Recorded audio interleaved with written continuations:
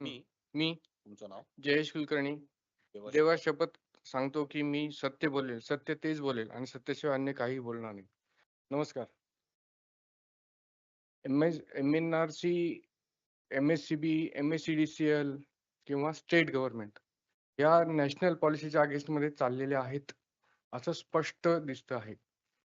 मी माझं म्हणणं चालू करण्याच्या पहिले तुमची रिपीटेड हिअरिंग जी होतीये, हे एम-ई-आर-सीचं म्हणजे महाराष्ट्र इलेक्ट्रिसिटी रेग्युलेटरी कमिशन या अख्ख्या आयोगाचं फेल्युअर आहे. तुम्ही इथून पुढे 1000 वेळेस जरी हिअरिंग घेतल्या आणि इथून पाठीमागच्या 1000 लोकांनी ज्या हिअरिंग दिलेल्या आहेत, यांचं म्हणणं समजा एम-ई-आर-सीला लिहिता वाचता येत नाही आणि रिपीटेड हिअरिंग घेतायत आणि ते पण बेसिक गोष्टींवरती. तर हे एम-ई-आर-सी आयोगाचं फेल्युअर आहे. तर हे फेल्युअर्स तुम्हाला अव्हॉइड करताच येणार नाही. तुम्हाला लिहिता वाचता येत नाही, हे सिद्ध होत आहे. ही शपथ जी पाठीमागच्या वेळेस घ्यायला लावली, आताही घ्यायला लावली.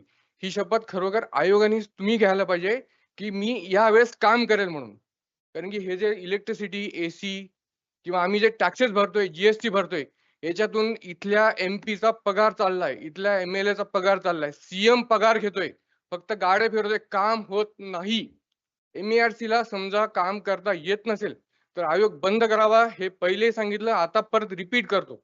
एम-ई-आर-सीला समजा ॲक्शन घेता येत नसेल, लिहिता वाचता येत नसेल, तर हे आयोग बंद करण्यात यावं.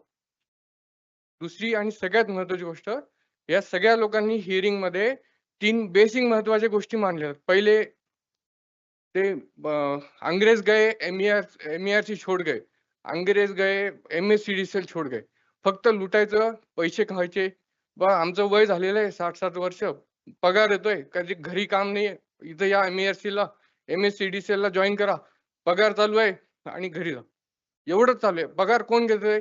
₹130 भरणारा प्रत्येक कन्झ्युमर हा एम-ई-आर-सीचा मालक आहे. प्रत्येक एम-एल-ए, एम-पी या सीएमचा ₹130 भरणारा टॅक्स पेयर हा तुमचा मालक आहे आणि तुम्ही मालकाला लुटताय, तर तुम्ही स्वतःचं आत्मपरीक्षण परत एकदा करा. ही जनसुनावणी हे आयोगाचं फेल्युअर आहे. हे यातून सिद्ध होतंय. तर आयोगाने शपथ घ्यायला पाहिजे, की यावेळेस ॲक्शन घेईल. आता तुम्ही किती दिवस राहताल तुमचं हे पॅनल आणि परत नंतर तुम्ही हिअरिंग घेताल. तर ह्या हिअरिंग किती लोकांनी अटेंड करायच्या? किंवा तुम्ही पाठीमागच्या 10 हिअरिंगचं सगळंच्या सगळं एकत्रीकरण करून त्या सगळ्या 10 हिअरिंगच्या पूर्ण कन्सॉलिडेट रिपोर्ट हा तुम्ही कोर्टाला द्यावा. हे तुम्ही स्वतःला बंधन घालून घ्या किंवा कोर्टामध्ये समजा कोणी इथून कोणी जाणार असेल तर कोर्टात हे सुद्धा सांगावं लागेल सगळ्यांना, या पॅनलवरच्या ॲडव्होकेटना, की पाठीमागच्या हिअरिंगची 5 तारखेच्या जानेवारीच्या हिअरिंगची आणि आजची फेब्रुवारीच्या हिअरिंगची या दोन्ही मिळून रिटर्न सबमिशन तुम्ही कोर्टात देणं हे बंधनकारक करायला पाहिजे कोर्टाने सुद्धा.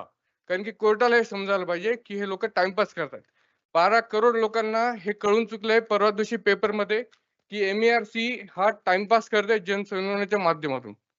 12 करोड लोकांना कळलेलं आहे हे.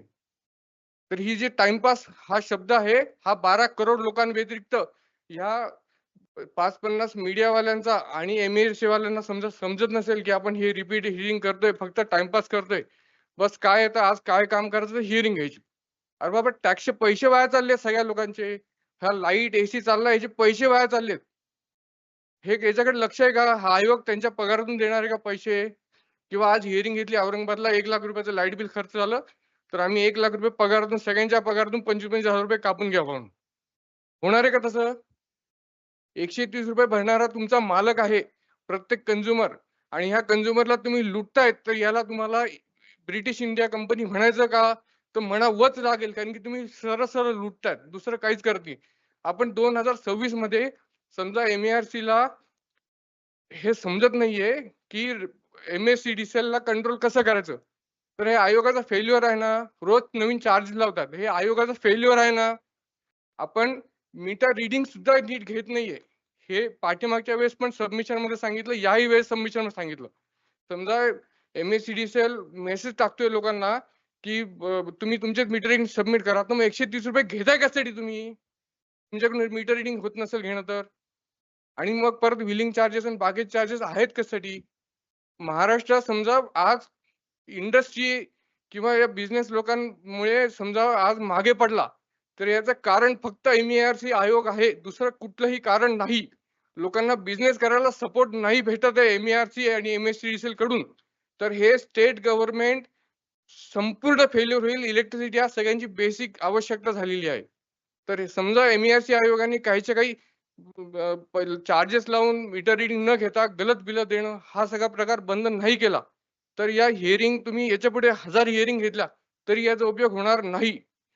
MERC आयोगाला सुद्धा हे समजत नाहीये की MSEDCL समजा मॅन्युअल मोडवर काम करताय. तुम्ही ऑनलाईन ऍप्लिकेशन केलेली तिथे जाऊन जमा करावी लागते तुमच्या SDO कडे, आणि SDO कडे जेवढ्या कुठल्या ऍप्लिकेशन येतात तुमच्या मीटर नवीन ऍप्लिकेशन नंतर याच्या सोलारचे ऍप्लिकेशन येतात, तर प्रत्येक ऍप्लिकेशनला SDO ला बांधून 1000, 2000, 3000 रुपये ठेवावे लागतात. बाबा याचं काय काम आहे, आज हा मीटर लावायला आलाय, याच्याकडून 2000 रुपये घ्यावे लागतात. घेतो तो SDO तिथून बिना पैसे घेता. MSEDCL MSCB याच्यामध्ये एकही काम आजही होत नाही. हे पाठीमागच्या सबमिशनला सांगितलं, याही सबमिशन सांगितलं. आणि MERC आयोगामध्ये खरोखर ट्रान्सपरंट काम करण्याची कुवत असेल, हिम्मत असेल, तर त्यांनी इथल्या कंझ्युमरचा डेटा घ्यावा, प्रत्येक कंझ्युमरच्या घरी जावं आणि विचारावं, बाबा इथं मीटर रिडिंग होती का बरोबर, तुम्हाला सर्व्हिसेस प्रॉपर मिळत आहेत का.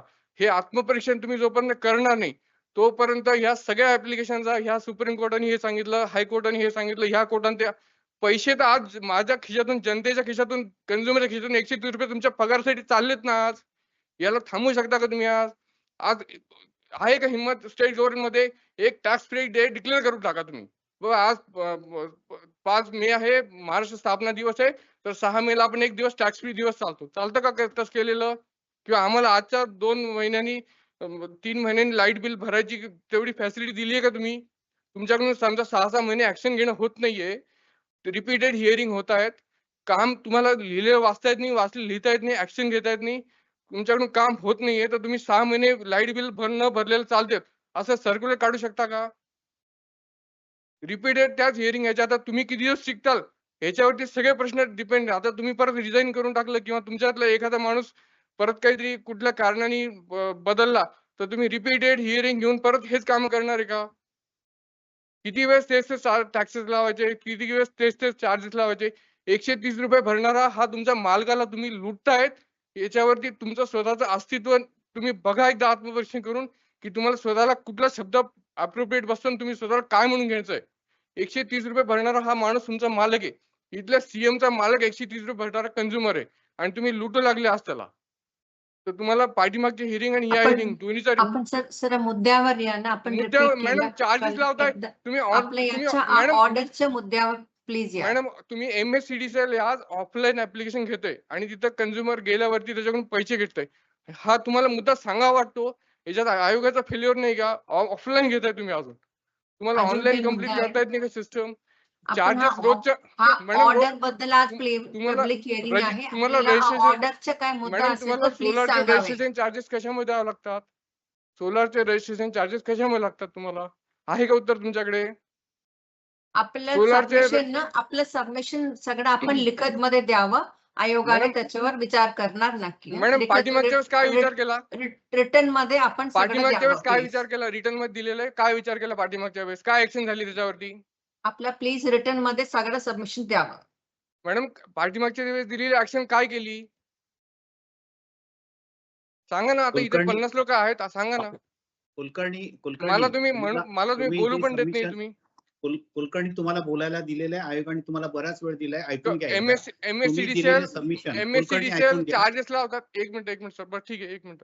तुम्ही ऐकून घ्या कुलकर्णी, अनलिमिटेड चार्जेस घेतात. तुम्ही जे तुमचं जे सबमिशन आहे, तुम्ही म्हणाला तुम्ही जे सबमिशन दिलेलं आहे त्याच्यावर अद्याप ऑर्डर निघाली नाही. ऑर्डर निघेल त्यावेळेस त्याच्यावर आयोग त्याच्यावर विचार करेल. सर MSEDCL ह्या दिलेल्या कंप्लेंट सुद्धा फोर्सफुली क्लोज करताय, काय म्हणणं? त्याच्यावरच बोला तुम्ही. वारंवार जे 130 रुपये आणि तुमच्या पगारावर आयोग चालतं, हे चालतं, हे तुमचं जवळजवळ 3 ते 4 वेळा झालेलं आहे. तुम्ही एकदा मुद्दा बोलला, आमच्या लक्षात आलं. MSEDCL ला कंप्लेंट केल्यावरती ती कंप्लेंट MSEDCL फोर्सफुली क्लोज करतं विदाउट कन्सेंट, किंवा ते त्या कंप्लेंट वरती ऍक्शन पण घेत नाही. काय म्हणणं लक्षात आलं? पुढचा मुद्दा बोला.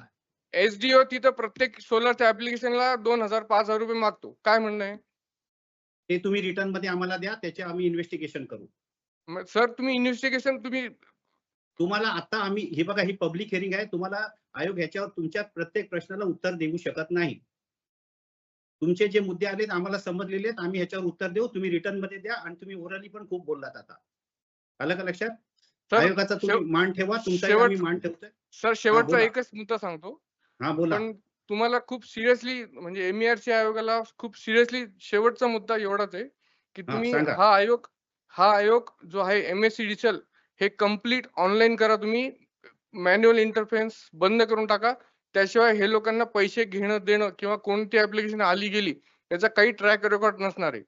तर ठीक आहे. तुम्ही ज्यावेळेस मॅन्युअल फॉर्म घेताय त्यावेळेस तुमची इथे मनशा दिसतीये की बाबा मॅन्युअल फॉर्म घ्यायचे, खाली SDO कडून काहीतरी बाबा देणं घेणं होईल म्हणून हा सिस्टम ठेवलेली आहे, असा याचा अर्थ होत आहे. आणि तुम्हाला ठीक आहे. परत जनसुनावणी न करता तुम्ही ह्या वेळेस ऍक्शन घ्यावी अशी तुम्हाला रिक्वेस्ट आहे. ठीक थँक्यू. आहे.